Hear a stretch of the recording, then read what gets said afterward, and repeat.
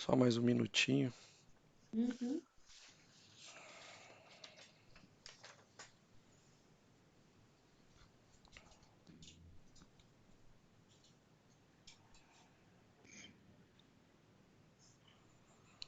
Bom, já são 8 horas.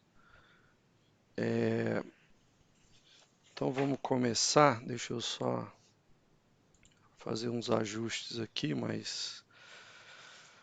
Bom, muito bem. Eu, em primeiro lugar, eu gostaria de agradecer a todos, toda a equipe que nos ajudou a preparar esse evento.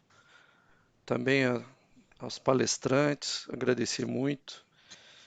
E, e ressaltar, né, assim, hoje um dia importante que a gente, apesar da pandemia, apesar de todas as dificuldades, a gente conseguiu manter a tradição da Feira do Livro, com algumas modificações, é verdade, mas estamos mantendo. No ano que a Casa Thiago Maior faz 85 anos, então estamos comemorando 85 anos, e aí estamos dando início hoje à Feira do Livro, né? Onde a gente tem dois focos importantes assim nessa feira.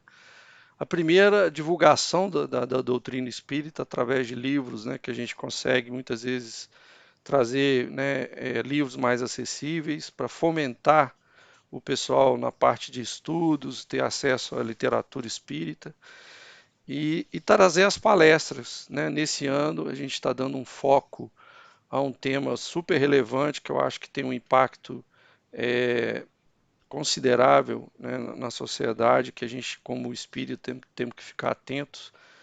Então, a gente está trazendo hoje um tema centrado na mulher. Né?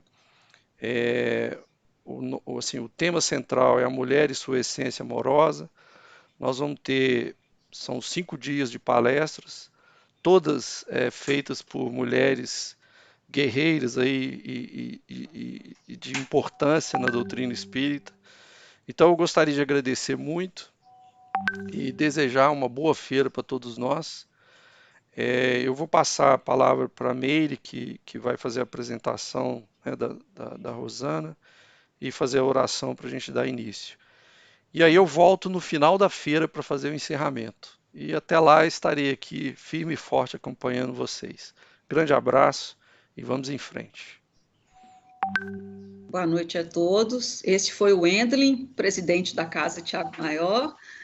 O meu nome é Marilúcia Imediato, mas todos praticamente me chamam de Meire, carinhosamente. Eu sou voluntária no nosso querido Cenáculo Espírita Thiago Maior. Sejam todos muito bem-vindos a esse ciclo de palestras. É a nossa primeira Feira do Livro virtual, como o Wendlin ressaltou, né? E no mês de outubro rosa nós vamos abordar temas, então, que são sensíveis às mulheres. Vamos começar, então, fazendo a nossa prece, unindo os nossos corações e as nossas mentes em um sentimento de gratidão e de alegria ao Pai Maior por essa oportunidade que nos é concedida de encontro fraterno, de momentos de aprendizado, de beber conhecimentos da fonte cristalina do Cristo do Evangelho, onde poderemos, Senhor, prosseguir na nossa busca de nos tornar cada dia melhores. Então, com essa alegria em nossos corações, rogamos a Jesus que abençoe a nossa Feira do Livro, que inspire e intua a nossa irmã palestrante, para que ela possa trazer tudo que ela preparou com tanto carinho a respeito das mulheres no Evangelho. Que a sua bênção esteja presente em todos os momentos, em todos os lares, em cada casa espírita, em todos os corações. Que assim seja. Bom, nossa palestrante de hoje é Rosana Vardil. Ela frequenta a Associação Espírita Célia Xavier desde 1976, já atuou nas áreas da evangelização, mocidade, grupo mediúnico, curso da Bíblia. Atualmente ela trabalha como voluntária na creche Lar Espírita Esperança, atuando na área pedagógica. Então, sem mais delongas, vamos passar a palavra a Rosana para que ela nos presenteie com seu estudo. Com você, Rosana. Ok, muito bem, boa noite para todos nós. A satisfação e a alegria, né, de partilharmos esse momento, né, e essa oportunidade que a doutrina nos proporciona. Muito bem, cada uma das palestrantes da semana do livro, né, do Cenáculo Espírita Tiago Maior, vai focar a sua pérola, né? Eu imagino assim, aquilo que ela possa oferecer. No meu caso, no momento, né, o tema proposto foi as mulheres do Evangelho. Muito bom. Eu vou pedir licença, porque quando a gente fala Evangelho, a gente fala assim, é o Novo Testamento, sem sombra de dúvida, a Boa Nova. Mas a Bíblia, como um todo, ela apresenta mulheres maravilhosas. Então, nós vamos fazer assim, na verdade, é um sobrevoo, porque cada mulher do Evangelho carrega uma proposta, carrega uma reflexão muito profunda. Então, é como se eu fizesse aqui uma feira mostrando os perfis das mulheres. Combinado? Muito bem.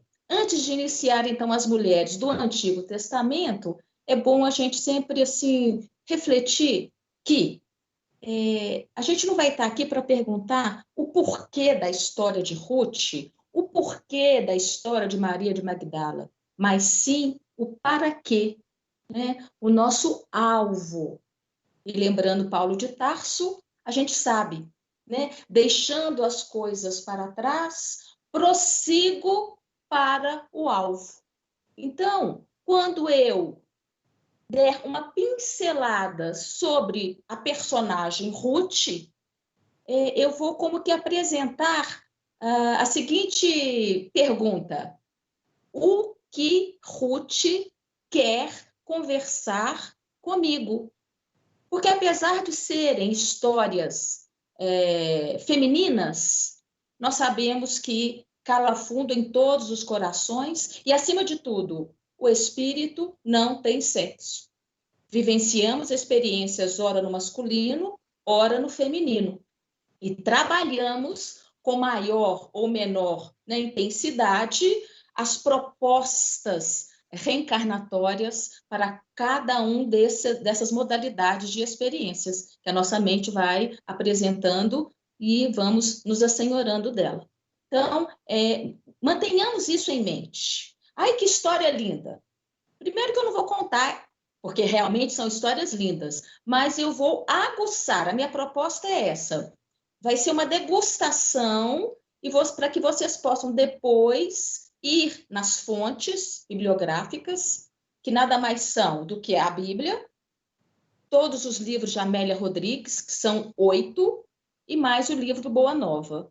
Então, as histórias, tanto dos homens quanto das mulheres, nós a encontramos na Bíblia e na literatura espírita propriamente dita, na psicografia, né, nos livros de Amélia Rodrigues, o Divaldo e a Boa Nova.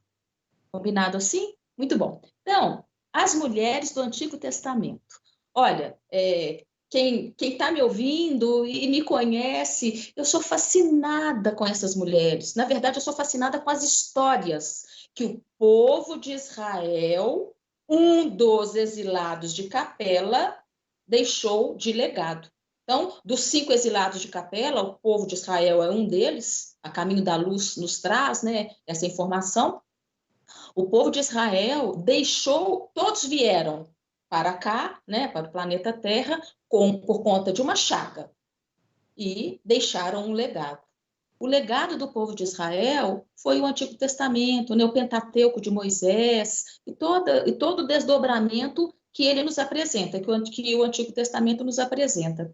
Então, a primeira história que eu vou apresentar para vocês, para depois, logo em seguida, apresentar um arquétipo, ou seja, um modelo, um paradigma, né? Ou o que essa história pode calar fundo em meu coração é a história das 4 mulheres de Jacó: Lia, Zilpa, Raquel e Bila.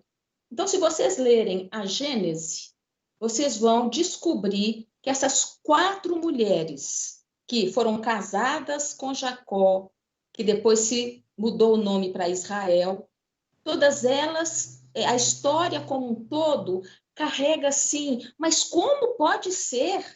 Jacó que se apaixonou por Raquel, mas ele foi com a Leia, e aí vai a história que eu não vou contar, mas aí a Leia era estéril, então ela ofereceu a escrava Zilpa, e depois veio Raquel, que também no primeiro momento era estéril, então ela ofereceu a escrava Bilhá. Então, dessas 4 mulheres, nasceram 13 filhos, 12 que são correspondentes às 12 tribos de Israel, e uma única mulher, Diná. É uma história que se a gente for conhecer, ela soa um pouquinho como um absurdo. Mas como? Como Deus pode operar desse jeito? Então, esse primeiro contato com as 4 mulheres de Jacó, as 4 mulheres de Israel, nos convidam. São convites diversos, viu, gente? Não é um único convite, não. Eu tomo a liberdade de apresentar mas ao ler a história, cada um de nós pode dilatar o olhar ou, de acordo com seu histórico, desvelar outros arquétipos. Então, a história das 4 mulheres de Jacó nos remete a esse modelo de que Deus opera no absurdo, porque é uma história que vocês vão conferir, que transmite um pouco essa questão do absurdo. Primeira história de amor. Segunda história, que todos nós conhecemos, é a conhecida história de Moisés. Então, Moisés, quando nasceu, a mãe dele, né, o escondeu por 3 meses, e depois ela coloca Moisés, né, no bercinho, lá na água. A filha do faraó pega, não é isso? Miriam, irmã de Moisés, irmã mais velha, profetiza. Ela, então, aconselha a filha do faraó a chamar a mãe de Moisés, sem que a filha soubesse, para que ela pudesse amamentar. Então, nós temos aqui em Joquebede, mãe de Moisés, Miriam, irmã mais velha de Moisés, além de Arão, e a filha do faraó, 3 mulheres que foram instrumentos que velaram pelo destino de Moisés, para que Moisés pudesse, então, cumprir a missão que lhe foi confiada.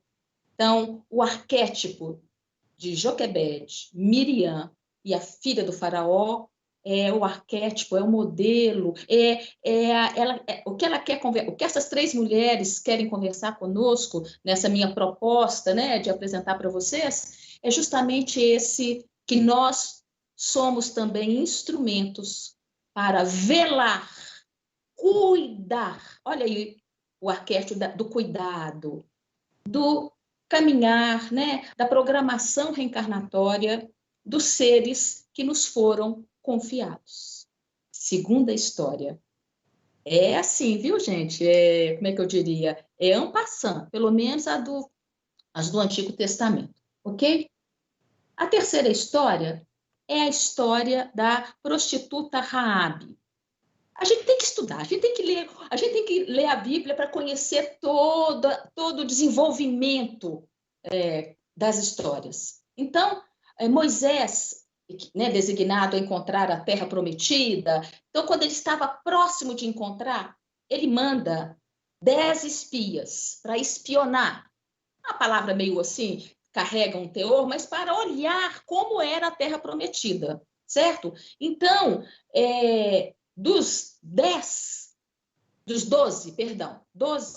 10 espias voltam correndo. Não, muito perigoso lá e tal, mas 2 ficaram, Josué e Caleb.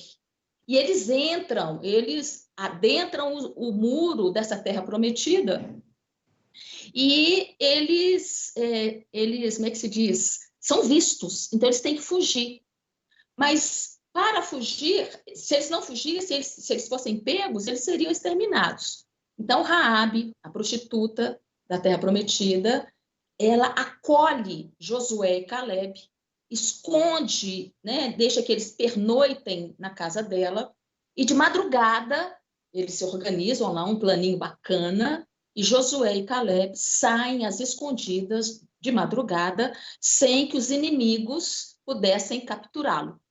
Então, esse personagem, e que faz parte da linhagem genealógica de Jesus, depois a gente vai vendo, sabe, ao longo, Raabe faz parte da história de Davi e que culmina, né, na genealogia de Jesus. Então, essa proposta de que todos nós podemos ser instrumentos de Deus, se assim reconhecemos-nos enquanto instrumentos. Então, fiquemos então com a terceira história. A primeira, as mulheres de Jacó, depois as guardiãs, as cuidadoras de Moisés, agora com Raabe. Passemos para a quarta história. A história do povo de Israel tem a parte do período da teocracia, mas tem outro período que foi regido por juízes. E sempre que o povo de Deus, né, o povo de Israel, saía das veredas do Senhor, Deus levantava um juiz, para que esse juiz, então, fosse atrás do povo de Israel que tinha desvirtuado para voltar para as veredas. Isso é recorrente no Antigo Testamento.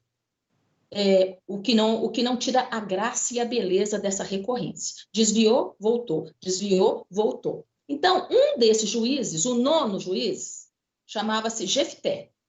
E ele, quando Deus o chamava, os juízes todos atendiam. E aí, Jefté tinha que combater o inimigo. Era sempre assim. O juiz era levantado por Deus, tinha que combater um inimigo, o inimigo que tinha, como é que eu diria, tomado conta do povo de Israel, tentado infiltrar. E aí Jefté falou assim, olha, Senhor, eu vou... né? E sempre era algo super, mega desafiante. Era um exército grande demais, e o povo de Israel com menos força. Mas outra referência recorrente no Antigo Testamento é que, estando com Deus, poderíamos ficar tranquilos, que é também uma proposta para o nosso dia de hoje, né? Estando com Deus, a gente vai passando, né, por todas as circunstâncias. Então, Jefté, outra coisa, antes de eu continuar, nós não podemos ler a Bíblia, como é que eu diria, ao pé da letra. É importante que a gente perceba que as histórias da Bíblia carregam como é que se diz, um significado espiritual. Né? Então, né, a gente não vai perguntar por que Jefté fez isso. Nós vamos indagar conosco mesmo. Para quê? E esse para quê nos coloca no mistério de Deus, no mistério da vida, do andamento da vida. Então, Jefté falou assim para Deus, olha, Deus, eu vou. E olha, se eu ganhar essa batalha, quando eu voltar, a primeira pessoa que eu vir, eu vou sacrificar em teu nome. Aqui não entra em conjectura, sacrifício, holocausto, né? Aqui não entra em conjectura. Nós entramos no significado do para quê. Muito bem. Então, Jefté foi, combateu, venceu, e aí ele se lembrou da promessa que ele fez para Deus e foi retornando para sua casa. Quando ele está entrando na cidade, quem é que ele vê? Qual é a primeira pessoa que ele vê? Quem? A filha. E quando ele vê a filha, a sua única filha, ele se entristece. E aí a filha vai ao encontro dele e abraça e o felicita, mas ao mesmo tempo percebe que o Jefté estava acabrunhado, taciturno. Aí a filha, mas pai, essa história está na Bíblia. E todo contador, ele dá umas decorações, mas nada de mentira, é só decorações, tá bem? Mas pai, por que o senhor está assim, né? Aí Jefté fica pensativo, e não teve outra alternativa. contou para a filha o que ele havia prometido para Deus, o que ele havia prometido para o Senhor. E aí entra a lindeza, e que me emociona, todas me emocionam, da filha de Jefté. Olha o que ela fala. Isso está em Juízes, capítulo 11, versículo 36. Ela fala assim: meu pai, tu destes a palavra ao Senhor. Agora, faze de mim conforme o que prometeste. Ou, sinceramente, isso é lindo demais. Isso é lindo demais. Por quê? Porque o que a filha de Jefté quer conversar comigo, com você, né? Que nos vê, que nos ouve nesse momento, nessa feira do livro. Senhor, eis-me aqui, né? Faça-se conforme o que prometestes, ou seja, mate-me. Independentemente, nós vamos trazer essa reflexão, esse arquétipo. Deus pede o sacrifício da nossa própria vida. E esse sacrifício da nossa própria vida, necessariamente, não é o sacrifício da morte física.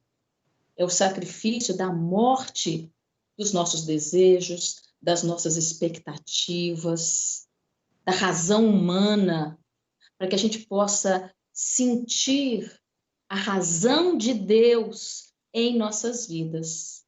Então, que a filha do juiz Jefté, quando a gente estiver numa situação, quando estivermos numa situação de sacrifício da própria vida, né? Isso aí bem entendido, que nós possamos dizer para a situação que representa o pai, né? O Jefté. Agora faze de mim conforme o que prometeste. Essa é a proposta. Esse é o convite. Maravilhoso. Né? Coisa linda? Muito bem, minhas queridas, meus queridos, todos nós, né? Quinta história do Antigo Testamento. A história de Ruth. A história de Ruth é aquela estrangeira que voltou com a sogra, com a Noemi, para a terra de Israel, mesmo sendo estrangeira. E aí tem uma história, a Noemi fala assim, não precisa vir comigo, fica aí em tua terra, aí você tem mais chance de... Ela ficou viúva, né? A Ruth, aí você tem mais chance de recomeçar a sua vida.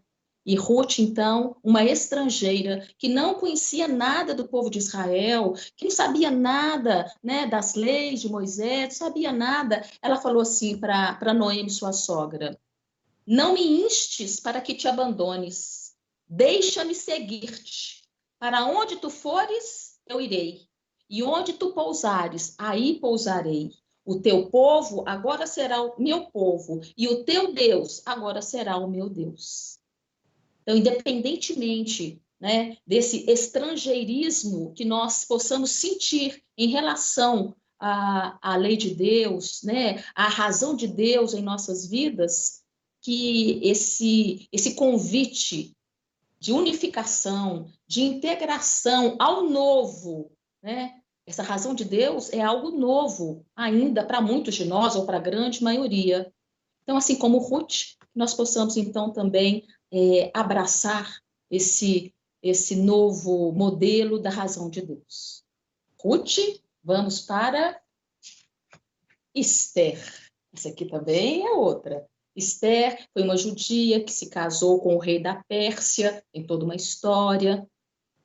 E o povo de Israel, lá onde a Pérsia estava reinando, estava correndo risco. Então, o primo dela, que a criou, falou assim para ela: Esther, Esther, você precisa falar para o seu esposo que estão tramando contra o nosso povo, para exterminar o nosso povo. E a Esther fala assim: primo, se eu atravessar o átrio que me separa de onde o rei fica, todos aqueles que passam pelo átrio sem ser convidado, ele é morto. Então, é chamado o átrio da morte. E aí, então, eles conversam, ela pede que que resolve atravessar o átrio sem ter sido convidada, porque havia 30 dias que ela não era chamada.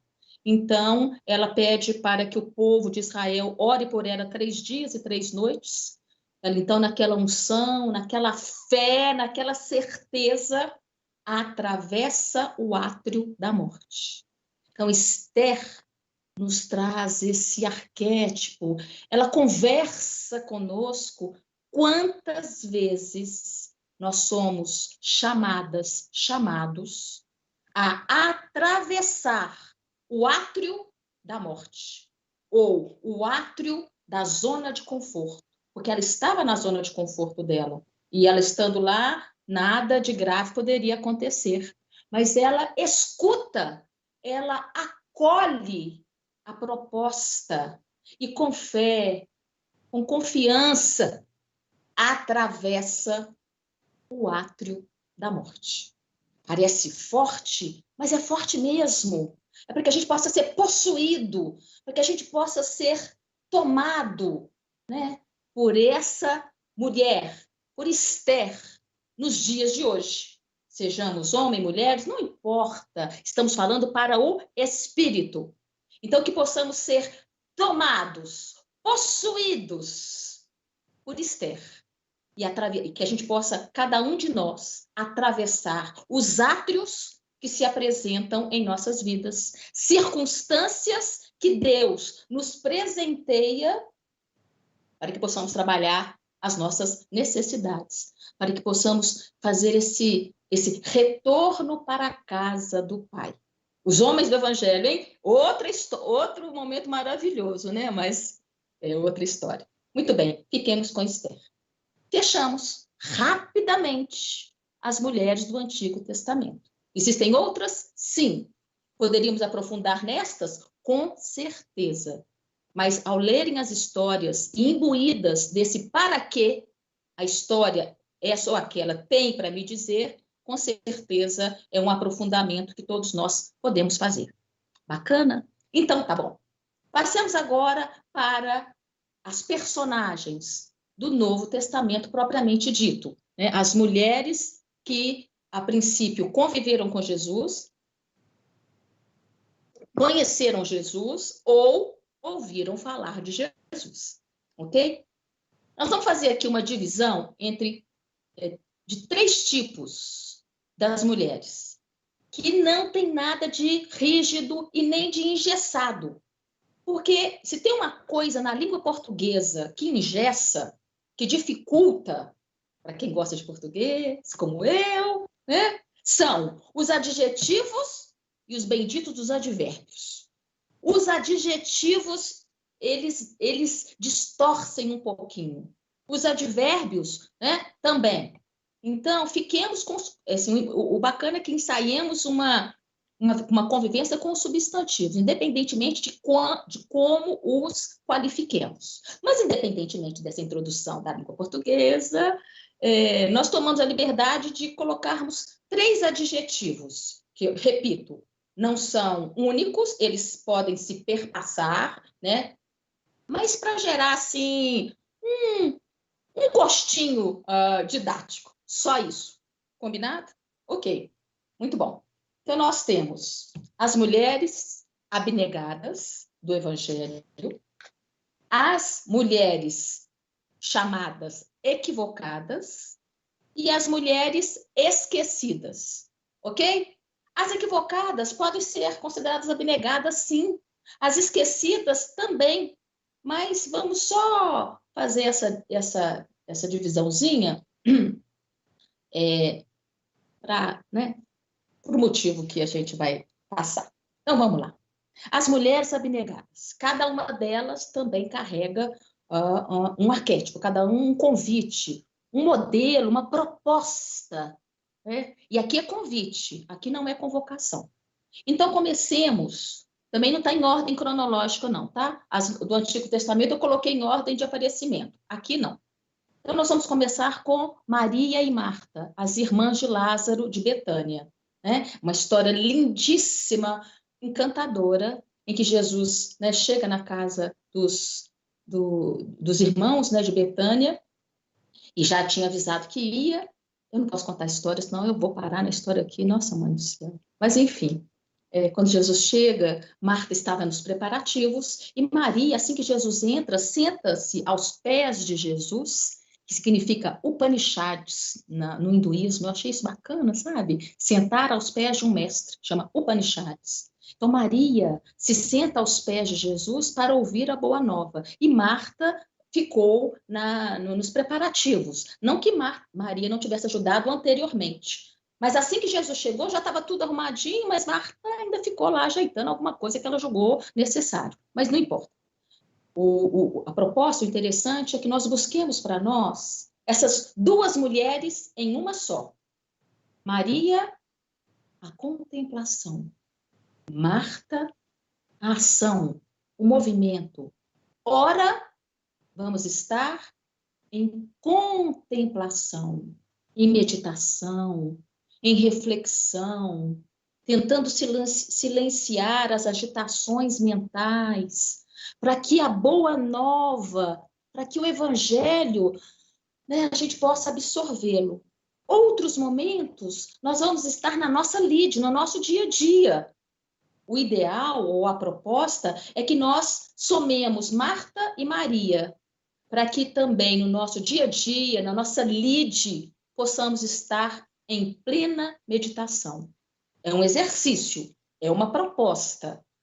Mas Marta e Maria, duas mulheres, dois perfis que cada um de nós carrega e que vamos nos exercitando e aprendendo a ouvir a mensagem da Boa Nova, silenciar, contemplar. Imaginemo-nos aos pés de Jesus, ouvindo o Senhor das Estrelas, quietinha, sem achar o que vai fazer depois, ou o que deixou de fazer, ou como é que o ensopado que eles iam oferecer para Jesus e os discípulos estava, não é verdade? Às vezes nós nos distraímos com essas questões que precisam receber a atenção própria, mas não demasiada. Então, fiquemos com Marta e Maria, duas dentro de nós, buscando essa intercessão. Lindo, essa história é maravilhosa, né? Bom, outra, Joana de Cusa. Joana, casada com o intendente Cusa do Império Romano. Conheceu a Jesus, se encantou, né? Se enebriou pela mensagem, mas não houve correspondência em casa, porque seu esposo Cusa, ele, como é que eu vou dizer? Ele ora atendia ao interesse romano, ora ele atendia ao interesse do povo de Israel. Então, ele ficava assim, cada hora na situação que lhe era mais propícia. Então, quando ela apresenta Jesus para Cusa, ele rechaça, ele condena, ele não quer saber, né? E Joana, então, fica com aquilo no coração, apertada, e até que ela resolve, boa nova, viu, gente, essa história, até que ela resolve procurar Jesus e declara tudo para Jesus. Fala da vida dela toda, fala das dificuldades que ela estava enfrentando, até então ela não tinha filho ainda não, das dificuldades que ela estava enfrentando para poder seguir a Jesus, mas o esposo não a compreendia, o esposo era leviano, o esposo, aí, né, traça lá as características do esposo, e aí Joana, né, no avançar do diálogo, fala assim para Jesus, ó Senhor, eu te amo tanto, eu te quero tanto, deixa-me segui-lo. Então, Joana se propõe a fazer parte da comitiva de Jesus. Deixa-me segui-lo com um ardor, com uma fé muito grande.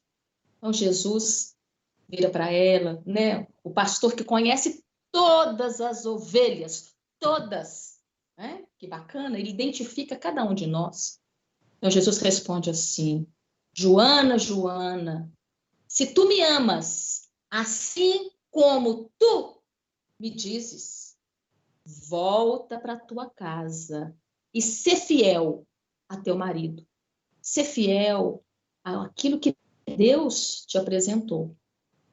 Joana escuta, né, aquela fala reveladora, acolhe dentro do coração, volta para casa. E a partir daquele momento, a história, né, nos conta que ela então vai ressignificando, né, e seguindo a sua caminhada, o seu planejamento. Então, o arquétipo da aceitação da situação que se apresenta e como é que eu vou estar diante dela, com o olhar, com a razão de Deus, não com a razão humana, com o olhar espiritual, não com o olhar humano. Se nós queremos seguir a Jesus, não precisamos de circunstâncias especiais. Onde nós estamos, conforme, né, todo o aparato reencarnatório, é aqui, é agora, Senhor, que eu vou segui-lo, que eu vou amá-lo.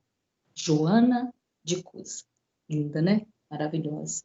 Foi uma delas também, uma das mulheres que estava com Jesus na hora da crucificação. Muito bem. Abigail, do livro Paulo e Estevão. Muitos de nós conhecem a história de Abigail, irmã de Estevão, né, que estava noiva de Saulo de Tarso, antes dele virar Paulo de Tarso, e aí tem todo o desdobramento. É aquela irmã de Estevão que o apoia, que o sustenta, que o fortalece em todos os momentos cruciais de Estevão, que antes se chamava Gesiel, lembra, né, da história? Lindíssimo romance, Paulo e Estevão. Então, Abigail representa, quer conversar conosco, para que todos nós possamos, na medida de nosso entendimento, né, amarás o Senhor teu Deus de todo o teu coração, de toda a tua alma, com toda a tua força, de todo o teu entendimento. Isso tudo aqui somando, que nós possamos, dentro de nós, sermos esse apoio, conforme o nosso entendimento, nossas forças, né, nosso coração e nossa alma. Então, a história de Abigail nos traz essa proposta, esse convite. Lindo também. Ah, meu Deus! Marta e Maria, Joana de Cusa, Abigail. Agora, uma vovozinha. Vou ser sincera para vocês. Eu coloquei essa personagem porque ela é vovozinha, assim como eu me tornei, né, já há 8 anos, mas não é por isso, não. Brincadeira. Lloyd, a avó de Timóteo, discípulo de Paulo de Tarso. Então, Timóteo, tem até cartas a Timóteo, ele foi iniciado na fé, né, na proposta de Deus e de Jesus, através de sua avó, Lloyd. Então, aí, um chameguinho, né, para nós, vovós, ou não, iniciarmos os nossos pequeninos, né, nesse nosso olhar de Jesus, nesse nosso olhar do cristianismo, né, dessa bênção de vida para todos nós. Sejamos Lloyds, então Lloyd conversa conosco, nos traz esse desejo sincero de que aquilo que eu estou vendo, estou sentindo e tentando descascar, né, esse meu ego, esse meu egoísmo, e para poder fazer esse retorno por esse eu transcendental, esse eu cósmico, né? Eu e o Pai somos um. Nós vamos chegar nesse eu e o Pai somos um, mas vamos caminhando, né? Na verdade, a parábola do filho pródigo, o retorno para a casa do Pai. Fiquemos com Lloyd, a vovó, né, de Timóteo. Muito bem. Ai, ai. Até eu estou assim, relembrando todas as histórias e como elas calam fundo em nossos corações. Quem aí já leu ou já ouviu a história de Miriam, a paralítica? Com Jesus aqui na Terra, né, conosco, né, fazendo suas curas, seus diálogos divisores de água. E Miriam ficou sabendo, ela era paralítica, né, que ele curava.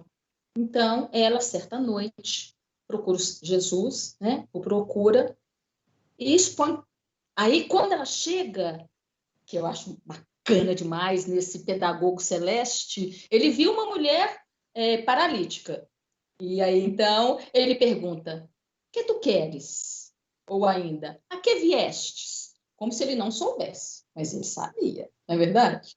Que tu queres? Então, Miriam, enternecida, né, assim, na certeza de que poderia ter chegado o momento dela, ela fala assim, Senhor, quero andar, gostaria de voltar a andar.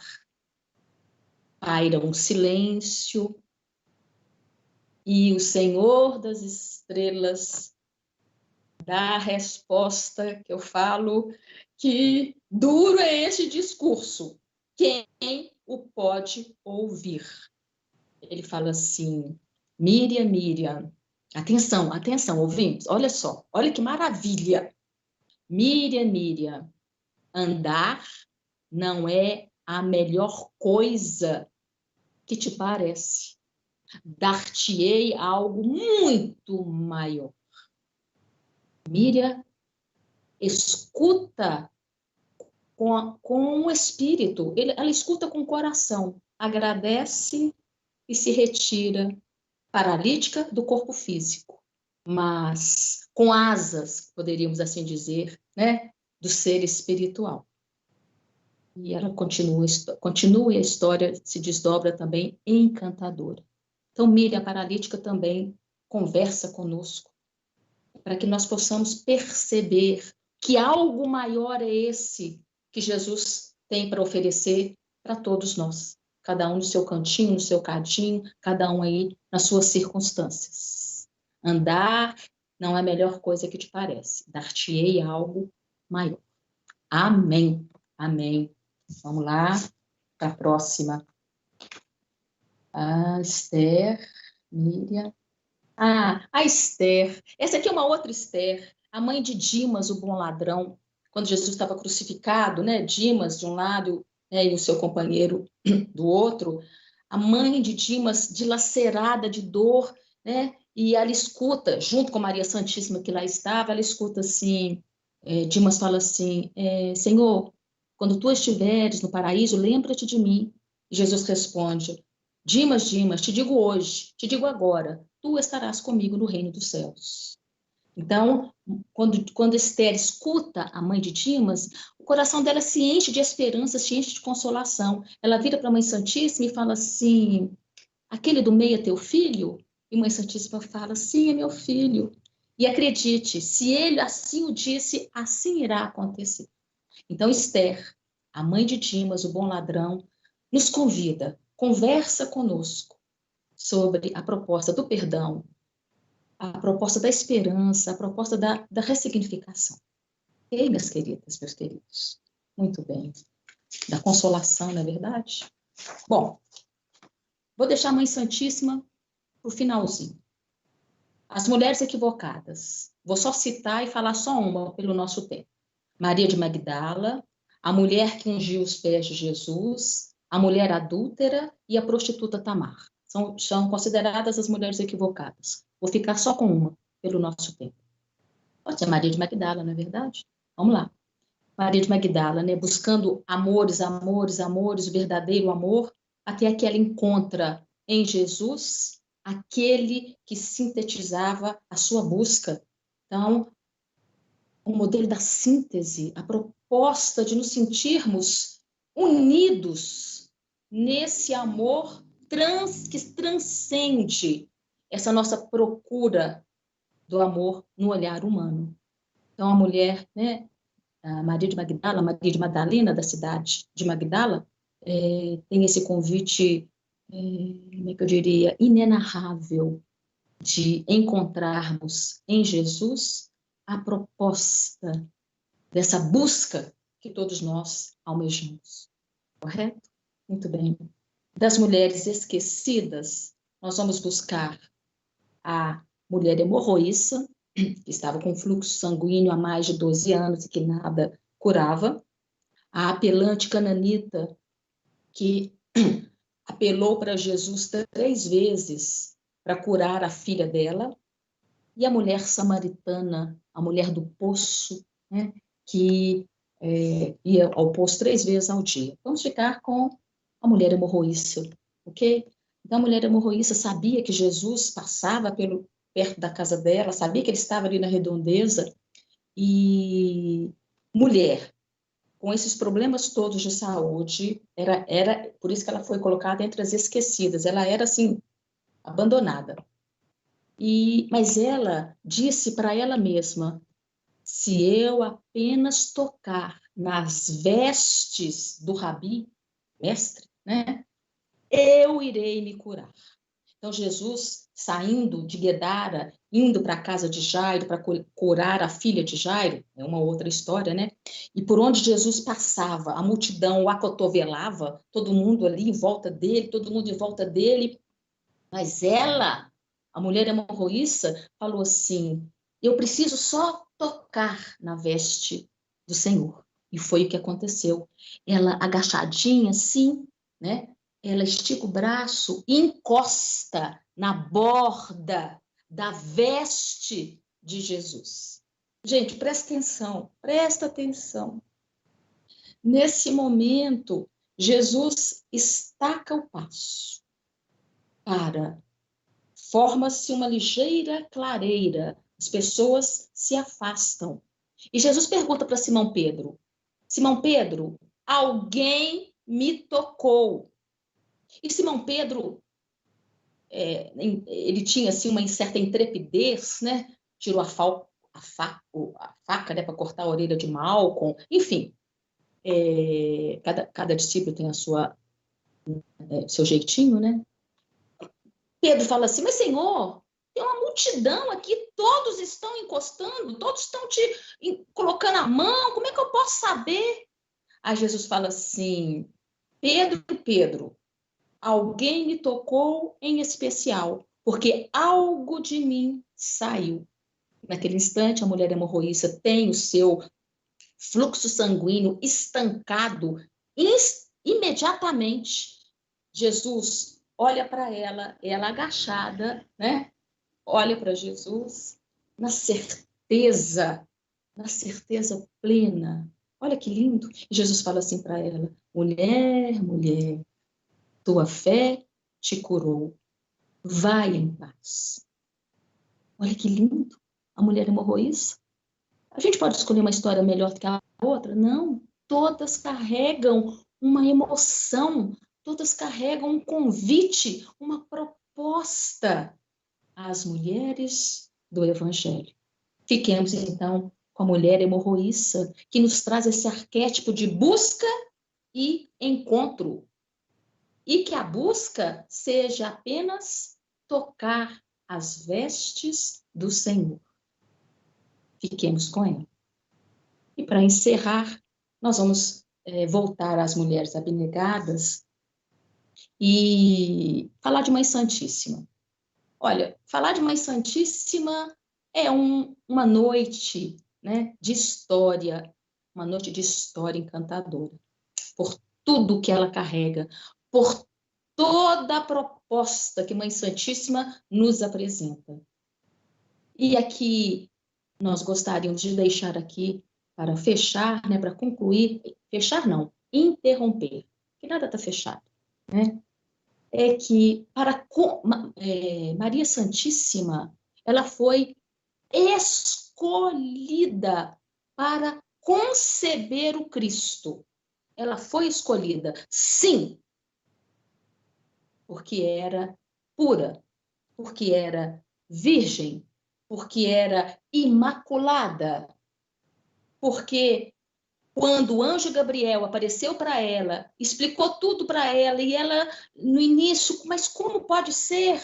E o anjo explica, olha que lindo. Ela, então, diante daquela janela, né, que se abria, e a luminosidade entrava, clareando aquele quarto singelo, com um anjo ali do lado, ela, então, põe os braços assim, ó, em postura de aceitação, e diz: eis aqui a escrava do Senhor, que se faça em mim conforme a tua vontade. Muito bem. Outros momentos de Maria com José, o nascimento, a história, né? Tanta coisa linda, né? A crucificação de Jesus, depois Maria vai ficar sobre os cuidados de João, enfim. Mas o que eu gostaria de deixar aqui, no arquétipo de Mãe Santíssima, é que nós também podemos ser Mães Santíssimas, todos nós, para conceber o Cristo, para gestar o Cristo em nós, nos tornando-nos virgens, castos, imaculados da razão humana, para que a razão de Deus opere o milagre dessa concepção. Que a gente possa receber a graça de concebermos o Cristo e nessa concepção transparecer toda a proposta que ele nos apresenta, que a vida nos presenteou com esse caminho de reconhecimento do ser espiritual. Fiquemos então aqui com essa concepção. Maria da Concepção, olha que lindo. Todos nós podemos, ou já somos, ou seremos Marias da Concepção, quando nos tornarmos com a mente vazia dos nossos achismos, dos nossos desculpismos, né? De toda essa parafernália da mente que impede, que macula essa nossa concepção, esse nosso encontro de amor.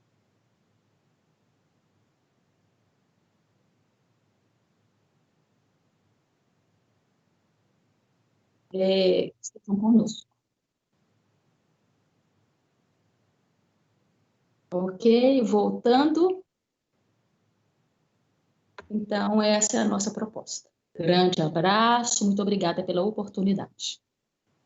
Nós é que agradecemos, Rosana, por esse banquete espiritual maravilhoso que você nos trouxe, que você pesquisou com tanto carinho, e com certeza nós vamos ter muito que estudar aí para frente, pesquisar, né, vários personagens que nós não conhecíamos, a história, revisitar outras tão queridas aos nossos corações. Foi lindo e muito rico, e muito de trazer, acho que a sua proposta foi essa, de nos sensibilizar a aprender com essas mulheres maravilhosas, e você conseguiu esse intuito sem dúvida nenhuma.